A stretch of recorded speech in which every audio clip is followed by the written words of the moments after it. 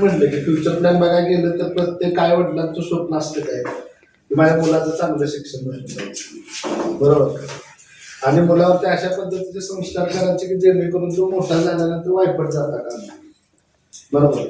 माझं स्वप्न हेच आहे की माझ्या मुलावरती मी चांगल्या पद्धतीनं संस्कार, त्याला चांगल्या पद्धतीनं सर्व्हिसेस देणं, त्याला लागणाऱ्या गोष्टी देणं, प्लस आई वडिलांना चांगल्या पद्धतीनं सांभाळणं. कारण कसं होतं, आई वडील आपल्यासाठी त्रास घेऊन आतापर्यंत वय झाले त्यांची, बरोबर आहे, किंवा खूप त्रास आहे, तर त्यांना कामात मदत करणं, बरोबर.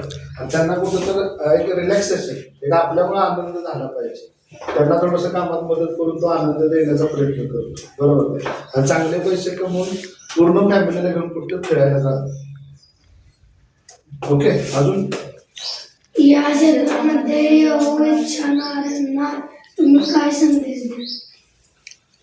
या क्षेत्रामध्ये तीच मुलं येऊ शकतात की ज्यांना खरंच फिरायला खूप आवडतं. किती लोकांना फिरायला आवडतं? सगळ्यांना आवडतं.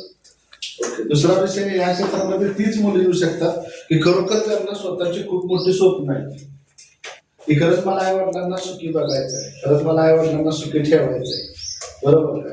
आणि अपेक्षेपेक्षा जास्त जर पैसा कमवायचा असेल तर हे क्षेत्र खूप चांगलं आहे. कारण का, तर मार्केटमध्ये जर तुम्ही पगार, जॉब ह्या गोष्टी जर मागे लागला तर फक्त तिथे लिमिटेशन्स आहेत, तिथं आपल्या कलांना वाव मिळत नाही. तुम्ही किती प्रामाणिकाने जास्त काम केलं तर तुम्हाला तर लिमिटेडच इन्कम आहे. पण ह्या सेक्टरमध्ये फक्त एक नो असं आहे की तुम्ही जेवढी कला वापराल, तुम्ही ज्या पद्धतीने काम कराल, तर तुम्ही ठरवू शकता की किती पैसे तुम्हाला कमवायचे आहेत, बरोबर आहे. आणि येणाऱ्या काळाची गरज पण अशी आहे की आपल्याला जर जास्त पैसा असेल तर आपण आपलं स्वप्न पूर्ण करू शकतो. ओके, अजून